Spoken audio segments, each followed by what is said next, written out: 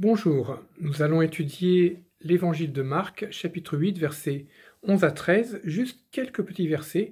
Quand on voit les parallèles dans l'évangile de Matthieu et de Luc, donc Matthieu 16, Matthieu 12, Luc 11, on voit qu'il est question de Jonas. Et ce que je vous propose pour démarrer cette étude biblique, c'est carrément de lire le livre de Jonas dans son ensemble.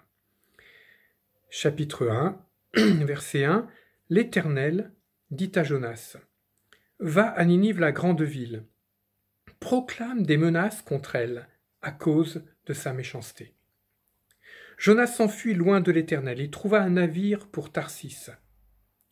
L'Éternel provoqua une si grande tempête que les marins furent saisis de crainte. Jonas, lui, dormait profondément. Les matelots tirèrent au sort pour savoir qui attirait ce malheur, et Jonas fut désigné. Jonas leur dit, « Je révère l'Éternel, le Dieu du ciel, qui a fait la mer et la terre, et je m'enfuis loin de sa présence. Jetez-moi à la mer, et la mer se calmera. » Ils le jetèrent par-dessus bord, et aussitôt la mer se calma. Alors l'équipage fut saisi d'une grande crainte envers l'Éternel. Chapitre 2. L'Éternel fit venir un grand poisson pour avaler Jonas. Durant 3 jours et 3 nuits, Jonas resta dans le ventre du poisson. Et il adressa cette prière à l'Éternel. « Dans ma détresse, j'ai crié à l'Éternel, et il m'a répondu.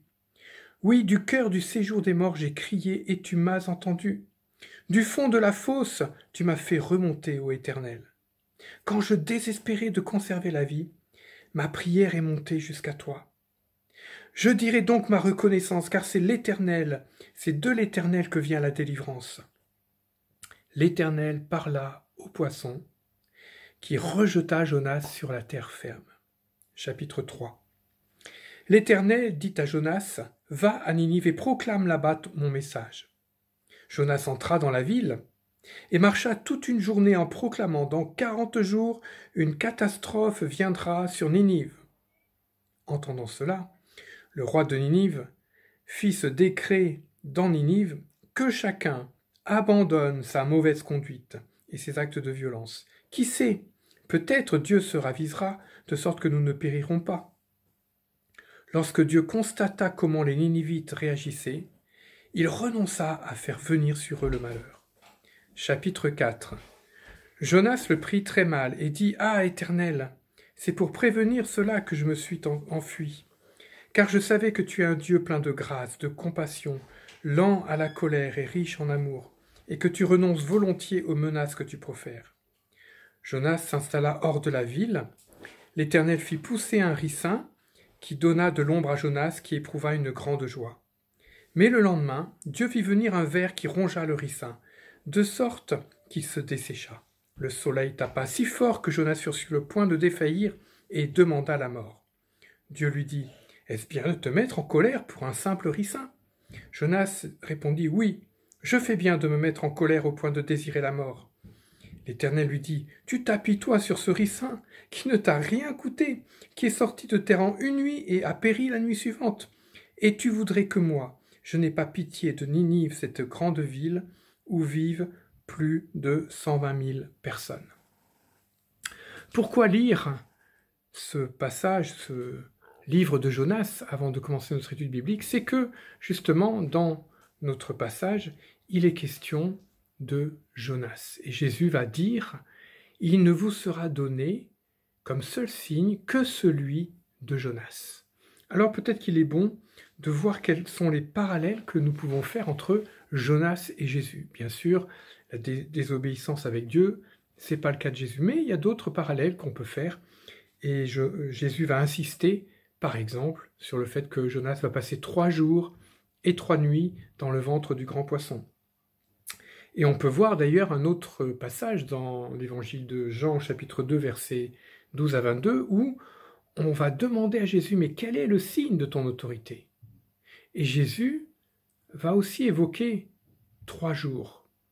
Et il dira, « Détruisez ce temple, et en 3 jours, moi je le reconstruirai. » Et plusieurs fois d'ailleurs dans l'évangile de Jean, on a ce questionnement, et tout au long des évangiles, il y a ce questionnement, quel est le signe Quels sont les signes? Quels miracles pourrais-tu faire pour que nous croyions en toi? On voit ça aussi dans Jean 6, verset 30, où les personnes vont demander à nouveau un signe à Jésus, alors qu'il en a beaucoup, il y a beaucoup de signes. Et Jésus va lui dire, je suis, va leur répondre, je suis le pain de vie.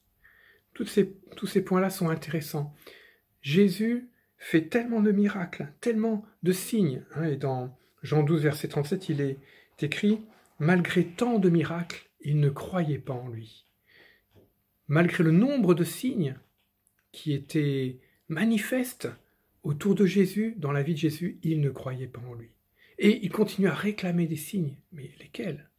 En fait, le seul signe valable, nécessaire, c'est finalement la vie de Jésus, la mort de Jésus, son passage pendant 3 jours dans le tombeau et sa résurrection.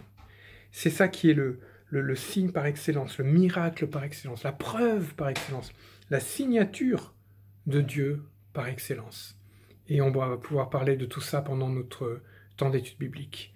Donc, passez un bon temps d'études bibliques, un bon temps de prière, et que Dieu vous bénisse pour cette nouvelle année qui commence.